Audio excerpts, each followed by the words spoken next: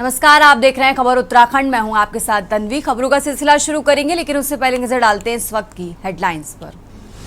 CM Dhami ने किया निर्माणाधीन पूड़ागिरी मंदिर का निरीक्षण। रक्षा काम नहीं करने वाली संस्थाओं, ठेकेदार पर कार्रवाई के दिए निर्देश।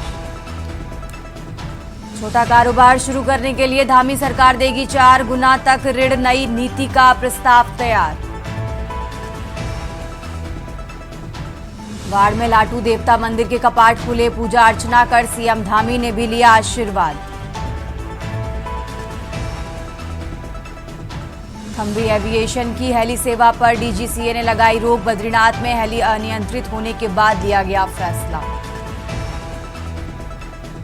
सिर्फ जांच के लिए आयुष्मान में भर्ती हो रहे प्रतिदिन 10 मरीज। राज्य स्वास्थ्य प्राधिकरण से अब लौटाई जा रही फाइलें।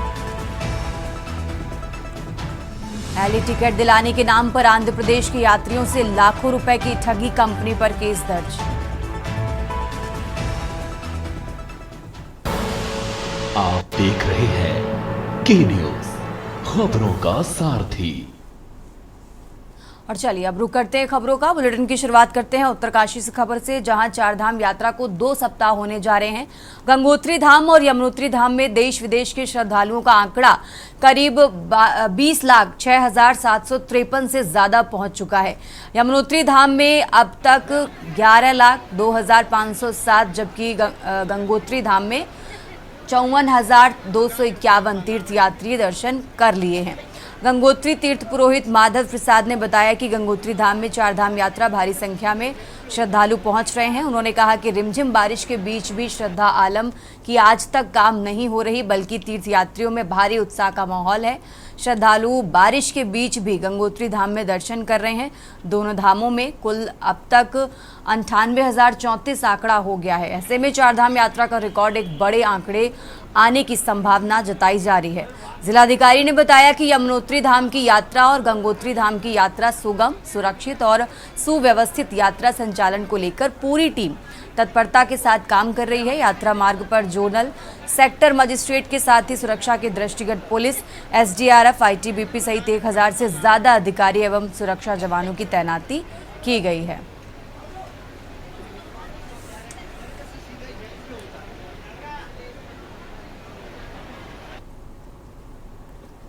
भारी बारिश के कारण भी लोगों में उत्साह बना हुआ है। गंगोत्री धाम में काफ़ी संख्या में यात्री पहुंचे हुए हैं, जो कि माँ गंगा के स्नान एवं दर्शन लाभ ले रहे हैं। देखिए, यही है हमारे माननीय मुख्यमंत्री जी भी दोनों धाम पर आए हैं। उनका भी यही संदेश था कि हमारे पूरे देश के सभी हमारे श्रद्धालु दोनों धामों पर आए हैं, चारों धामों पर आए हैं।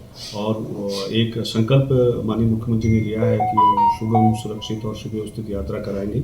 उन्हीं के अनुरूप हम लोग उनके द्वारा जो कहा गया है उसके लिए कटिबद्ध हैं, और हम भी उनके लिए सुव्यवस्थित यात्रा, सुगम यात्रा, सुरक्षित यात्रा करवाने के लिए कटिबद्ध हैं, संकल्पित हैं। खबरों में आगे बढ़ते हैं। मुख्यमंत्री पुष्कर सिंह धामी चमोली जिले के वाड़ गांव स्थित सिद्धपीठ लाटू देवता मंदिर पहुंचे। सीएम धामी ने अगले से आयोजित होने वाली नंदा देवी राज जात की चल रही तैयारियों का जायजा लिया। साथ ही जिम्मेदारों से कहा कि सभी तैयारियां समय पर पूरी की जानी चाहिए। इस दौरान थराली विधायक भूपाल लाल टमटा व कर्णप्रयाग के विधायक अनिल नौटियाल के अलावा सभी जिम्मेदार अधिकारी भी मौजूद रहे।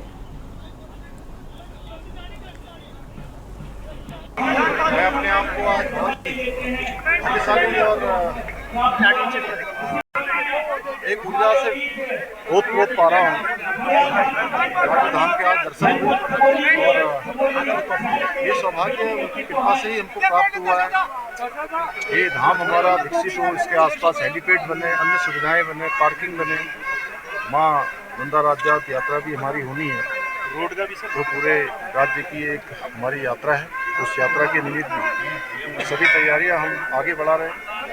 लाटू देवता के कपाट खुलते हैं और बहुत सौभाग्य का विषय है कि हमारे प्रदेश के यशस्वी ऊर्जावान युवा मुख्यमंत्री जी आ गए हैं। सारे क्षेत्र में एक उत्साह का माहौल है और मैं तो आज लाटू धाम में क्षेत्र की खुशहाली की, सुख समृद्धि की कामना करता हूँ।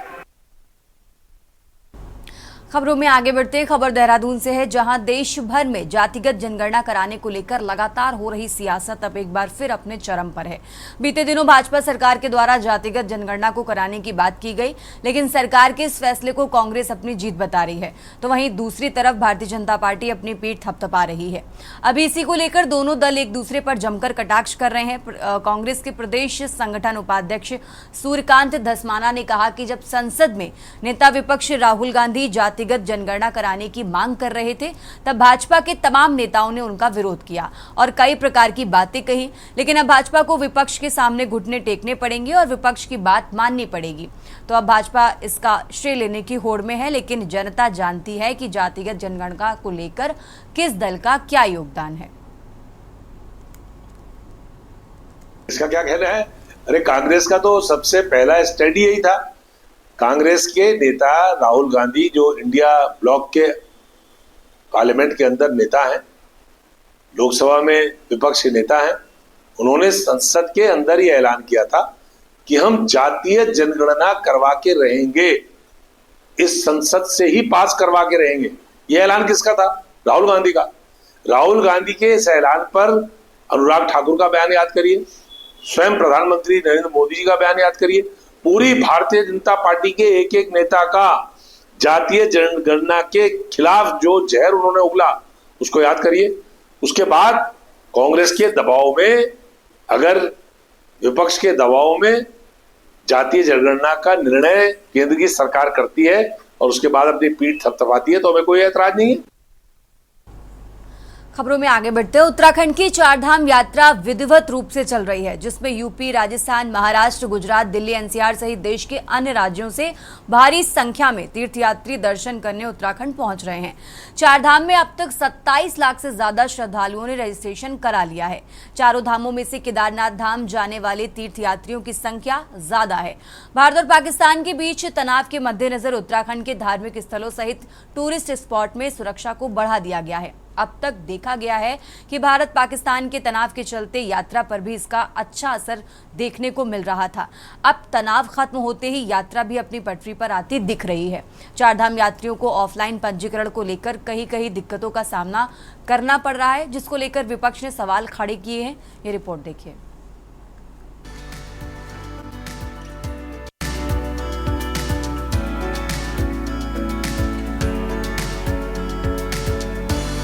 आपको बता दें, केदारनाथ पैदल मार्ग पर घोड़े खच्चरों की रौनक फिर से लौट आई है। इन्फ्लुएंजा के कारण रोक के बाद ट्रायल के तौर पर 1000 से अधिक घोड़े खच्चर रविवार को केदारनाथ धाम के लिए रवाना हुए। डंडी सेवाएं भी यात्रियों को लेकर जा रही हैं, जिससे यात्रा सुचारू रूप से चलना शुरू हो गई है। वहीं सुरक्षा को लेकर चारधाम यात्रा के संबंध में पुलिस महानिरीक्षक गढ़वाल परिक्षेत्र राजीव स्वरूप ने जानकारी दी। आईजी गढ़वाल ने कहा कि चारधाम यात्रा सुचारू रूप से चल रही है। श्रद्धालुओं की सुरक्षा व्यवस्था एवं यातायात प्रबंधन के पुख्ता इंतजाम किए गए हैं, ताकि श्रद्धालुओं को किसी भी प्रकार की असुविधा का सामना न करना पड़े। आईजी गढ़वाल ने कहा कि श्रद्धालु किसी भी प्रकार की भ्रामक खबरों या अफवाहों पर बिल्कुल ध्यान न दें। उत्तराखंड पुलिस आपकी सुरक्षित यात्रा के लिए प्रतिबद्ध है। आईजी गढ़वाल ने कहा कि अगर कोई भी जानकारी श्रद्धालुओं को चाहिए तो वे पुलिस के हेल्पलाइन नंबर पर 24 घंटे फोन कर सकते हैं और जानकारी प्राप्त कर सकते हैं। सभी को हम सूचित करना चाहते हैं कि हमारी ये जो वर्तमान की चारधाम यात्रा है सुचारू रूप से चल रही है। यात्रियों की सुरक्षा हेतु समुचित प्रबंध किए गए हैं, उनकी सुगमता हेतु समुचित प्रबंध किए गए हुए हैं। किसी तरह की कोई भ्रामक न्यूज़ में आप विश्वास कतई ना करें, और अगर कोई भी आपको हेल्प की ज़रूरत है या कोई इन्फॉर्मेशन चाहिए तो उसके लिए हमारे कंट्रोल रूम 24/7 काम कर रहे हैं, जिनका नंबर मैं आपको बता देता हूं। हमारा कंट्रोल रूम का मोबाइल नंबर है 9897846203 और हमारा लैंडलाइन नंबर है 0135271484। धन्यवाद।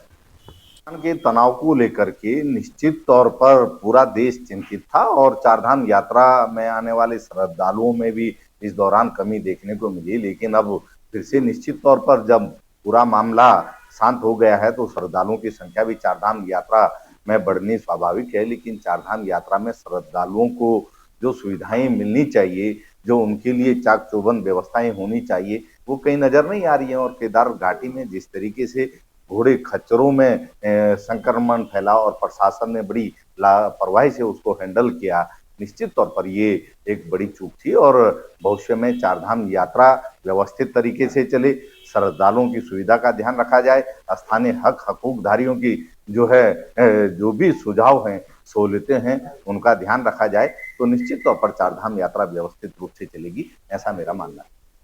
देखिए, चारों धाम की यात्रा में उतना कोई असर इसमें देखने को नहीं मिला था। अगर देखा जाए तो अभी 12 दिन मुश्किल से हुआ है यात्रा शुरू हुई और 5.5 लाख से ज्यादा श्रद्धालुओं ने यहाँ पर दर्शन किया है। और पर्यटन विभाग ने इसका खुलासा भी किया है कि 27 लाख से ज्यादा लोगों ने रजिस्ट्रेशन करा रखा है। तो चारों धाम में जिस तरीके से सुविधाएं हैं, चारों धाम में जिस तरीके से सघन चेकिंग का अभियान शुरू हो रखा है, वो सारी चीजें ये दर्शाती हैं कि चारों धाम पूरी तरह से सुरक्षित है। और इसका बीड़ा खुद हमारे यशस्वी मुख्यमंत्री श्री पुष्कर सिंह धामी जी ने उठा रखा है और जिसको पूरी तरीके से धरातल पर किया जा रहा है। तो चारों धाम की जो यात्रा है वो सुखद रूप से ही आगे बढ़ रही है और कहीं भी इस तरीके का प्रभाव देखने को नहीं मिला। और जहां तक रही बात घोड़े और खच्चरों की, तो जो वायरस इसमें पाया गया था उसकी पूरी जांच करी गई है। उन घोड़े और खच्चरों को पूरा क्वारंटीन किया गया है। वहीं केदारनाथ धाम के दर्शन के लिए देश विदेश से श्रद्धालु पहुंच रहे हैं। इसी क्रम में जिलाधिकारी सौरभ गहरवार के निर्देशन में परिवहन विभाग ने महिलाएं एवं बुजुर्गों के लिए विशेष सेवा शुरू की है। केदारनाथ विधायक आशा नौटियाल ने बताया कि घोड़ा पड़ाव से मंदिर तक लगभग 2 किलोमीटर तक का सफर है। वहां से मंदिर तक शटल सेवाएं की व्यवस्था की गई है, जिससे बुजुर्ग श्रद्धालुओं को मंदिर प्रांगण तक पहुंचने में किसी भी प्रकार की परेशानी का सामना नहीं करना पड़ेगा। देखिए, ट्रैकर तो जहाँ से मतलब हमारा घोड़ा पड़ाव है और वो ट्रैकर केदारनाथ में ही है, तो जहाँ से वो उतरेंगे, जितनी जगह वहाँ पैदल जाने के लिए मंदिर तक है 2 किलोमीटर 1.5 किलोमीटर वो पड़ता है, तो वहाँ से वो यात्री को मंदिर तक ले जाएंगे। और ये मैं माननीय मुख्यमंत्री धामी जी का धन्यवाद करूँगी कि उन्होंने इस तरह की व्यवस्था वहाँ पे बनाई। जो लोग जो बहुत बुजुर्ग होते थे, उनको दिक्कत होती थी, अब उसके माध्यम से लोग बहुत शीघ्र वहां जा पाएंगे और मंदिर के भोलेनाथ के दर्शन कर पाएंगे। इस समय केदारनाथ में यात्रा में थोड़ी तेजी देखने को मिल रही है। पिछले 2 दिनों से बारिश थी और थोड़ा अभी मौसम साफ हुआ तो यात्रा की जो लाइन है वो काफ़ी लंबी लगने लग गई है और यात्रा फिर से सुचारू रूप से चलने लग गए हैं। और पिछले कुछ दिन पहले घोड़े खच्चरों में कुछ बीमारी आ गई थी केदारनाथ क्षेत्र में और इस वजह से थोड़ा सा यात्रियों को परेशानी हो रही थी आने जाने में। और आज फिर से यात्रा फिर से सुचारू रूप से चलने लग गए हैं। केदारनाथ में यात्रियों का उत्साह देखने लायक है और लंबी लंबी लाइनें यहाँ पे लग गई है। और अभी केदारनाथ में थोड़ा सा मौसम अच्छा खुला हुआ है तो इसलिए भीड़ भाड़ काफ़ी बढ़ गया है। तो भैया, इस समय यात्रा कैसी चल रही है और इस विषय में आप क्या कहना चाहोगे? यात्रा बहुत अच्छी चल रही है और यहाँ पर व्यवस्थाएं काफ़ी अच्छी हैं और जैसा आप देख रहे हो यहाँ पर काफ़ी भीड़ आपको नज़र आ रही होगी। और कुछ दिनों से बारिश भी हो रही थी, अभी थोड़ी देर पहले भी यहाँ पर बारिश हो रही थी, लेकिन अभी बिल्कुल धूप खिला हुआ है और काफ़ी भीड़ भाड़ आप देख रहे होंगे। यहाँ पर यात्रा काफ़ी सुचारू रूप से संचालित की जा रही है और मौसम भी काफ़ी अच्छा है इस वक्त जी।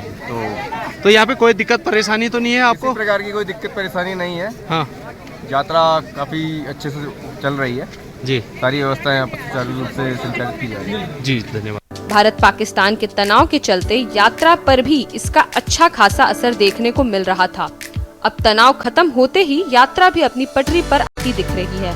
खुफिया एजेंसियां हर गतिविधि पर नजर बनाए हुए हैं और संदिग्ध गतिविधियों पर तुरंत कार्रवाई की जा रही है।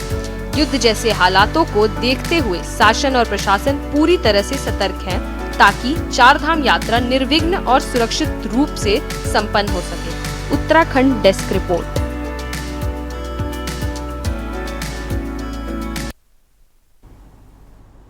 रुक करते हैं अगली खबर का। खबर हरिद्वार से है, जहां बुद्ध पूर्णिमा के पावन पर्व पर हरिद्वार की हर की पौड़ी सहित तमाम गंगा घाटों पर श्रद्धालुओं की भारी भीड़ उमड़ पड़ी है। देश के कोने कोने से आए भक्तों ने मां गंगा में आस्था की डुबकी लगाई और पुण्य लाभ अर्जित किया।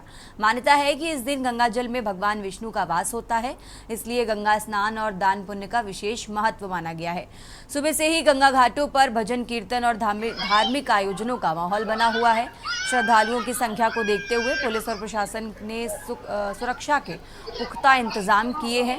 घाटों पर अतिरिक्त पुलिस बल तैनात किया गया और ड्रोन से निगरानी भी की जा रही है।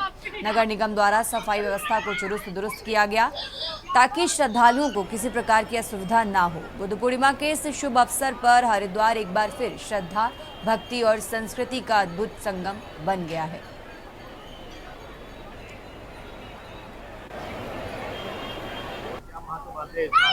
बहुत ही ज़बरदस्त ये एक स्नान का दिन है और हम भाग्यशाली हैं कि इस दिन पहुंच पाए हैं।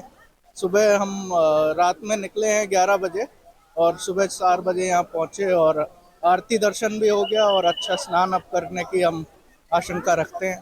जैसे कि स्नान करते हैं तो सब कष्ट दूर होते हैं। हाँ जी बिल्कुल। आज का जो दिन है, इस दिन में अगर आप सही स्नान कर पाए तो वो कहते हैं कि सारे कष्ट निवारण हो जाते हैं और आपके सुखद जीवन की बहुत अच्छी आशंका हो सकती है। आज के दिन बहुत अच्छा दिन है और आज हम रात को 11 बजे निकले थे तो हम सुबह 4 बजे पहुंच के आरती, पहली बार आरती दर्शन किया है मैंने, तो बहुत अच्छा लगा। यदि गंगा स्नान करें तो लाभ मिलता है, सुख मिलता है, कष्ट दूर होते हैं, मनोकामनाएं पूरी होती है। हाँ जी, वो मेरा तो गंगा स्नान करके बहुत अच्छा लगता है।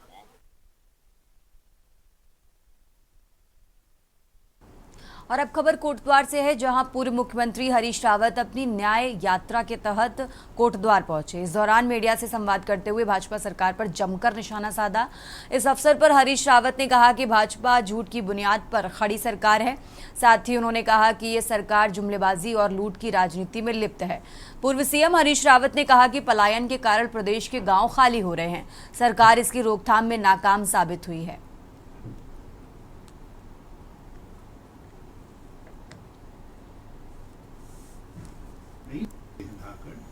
जो लोग चुनौती को एक धाकड़ धामी फेसबुक पेज, ये वही पेज है जिस ये भारतीय जनता पार्टी के झूठ और झूठ के गर्भ से पैदा हुई सरकार की लूट और अपने अपराधों को, अपने निकम्मेपन को, अपनी विकास विरोधी मानसिकता को छिपाने के लिए जिस तरीके से फूट डालने का प्रयास करते हैं और उसके आधार पर राजनीति करते हैं, उसके खिलाफ मेरी ये न्याय यात्रा है।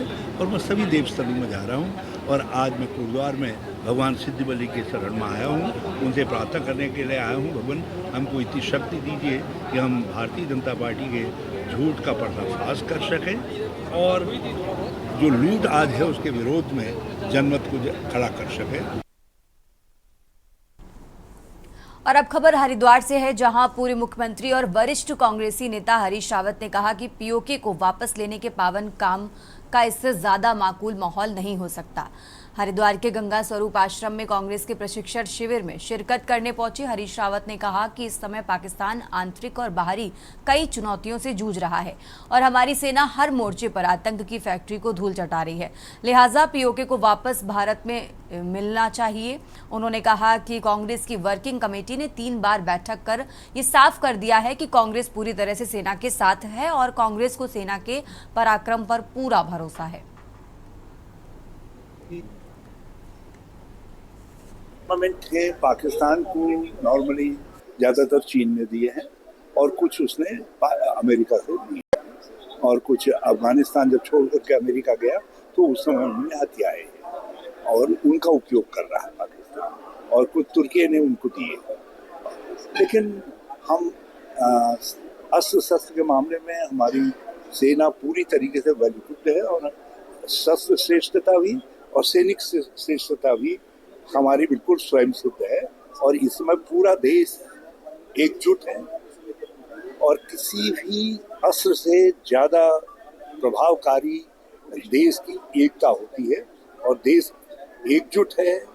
कन्याकुमारी से लेकर के कश्मीर तक और हिंदू मुस्लिम सिख ईसाई सब हैं भारत माता के भाई भाई, इस भाव से सब लोग अपनी एकजुटता जाहिर कर रहे हैं, सरकार के साथ है। और हमारी पार्टी ने 3 बार वर्किंग कमेटी की शीर्ष कमेटी की मीटिंग बुला करके इस बात को साफ तौर पर कहा है कि आतंकवाद का खात्मा करो और पाकिस्तान की कमर तोड़ो और जो ऑक्यूपाइड कश्मीर जो भारत का हिस्सा है उस हिस्से को वापस लो। और आज माकूल वक्त है इस पुण्य काम को करने का और हम ऑपरेशन सिंदूर गवर्नमेंट ने कहा जारी रहेगा, हम सरकार के साथ।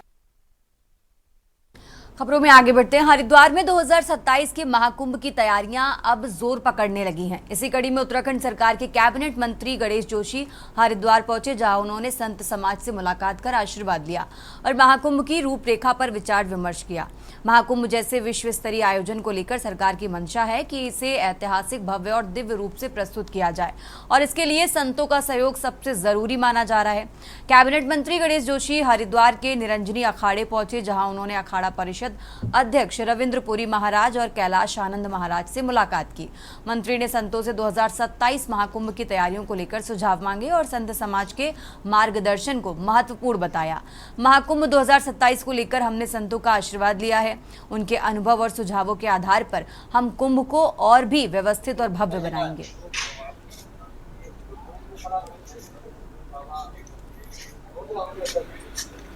यहाँ पर होने वाला है और बिना संतों के आशीर्वाद से इतना बड़ा पर्व सफल नहीं हो सकता।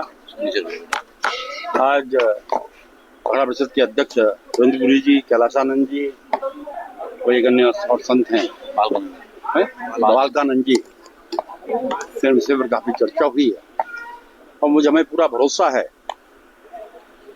कि जो यहाँ पर ये जो कुंभ होगा ऐतिहासिक होगा। हरिद्वार को उत्तराखंड का द्वार कहा जाता है। माँ गंगा के प्रति भी लोगों की एक आस्था है। इन सब विषयों पर चर्चा हुई है क्योंकि मेरा हरिद्वार से एक विशेष लगाव रहा है कि मेरा बचपन यहाँ पर बीता है और जब भी मैं यहाँ पर आता हूँ मेरी कोशिश होती है कि सभी संतों को प्रणाम करूँ।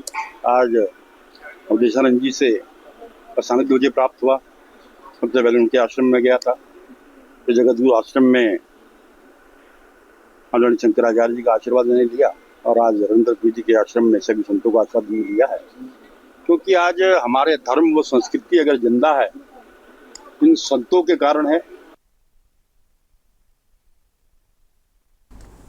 और अब खबर विकासनगर से है, जहां बैशाख बुद्ध पूर्णिमा के मौके पर विकासनगर में सैनी व कुशवाहा समाज द्वारा कार्यक्रम का आयोजन किया गया। इस मौके पर कालसी में स्थित अशोक शिलालेख पर समाज के लोगों ने पूजा अर्चना कर शिलालेख की परिक्रमा की। वहीं दूसरी ओर विकासनगर में आयोजित सम्मेलन में बतौर मुख्य अतिथि पूर्व मुख्यमंत्री और हरिद्वार सांसद त्रिवेंद्र सिंह रावत और राज्यसभा सांसद ने शिरकत की, जहां वक्ताओं ने भगवान बुद्ध के जीवन पर प्रकाश डाला। वहीं इस दौरान हरिद्वार सांसद और पूर्व मुख्यमंत्री त्रिवेंद्र सिंह रावत ने मीडिया से बात करते हुए कहा कि पाकिस्तान की कायराना हरकत का बदला भारत ने एयर स्ट्राइक से लिया है, जिसमें भारत के जाबाज सैनिकों ने जिस तरह आतंकी ठिकानों और एयरबेस को नष्ट किया, हमने उन पर गर्व महसूस किया। कहा कि अगर फिर से पाकिस्तान ने कोई हरकत की तो उसे मुंहतोड़ जवाब दिया जाएगा।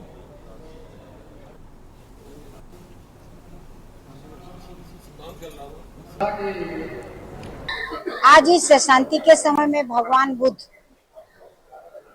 जो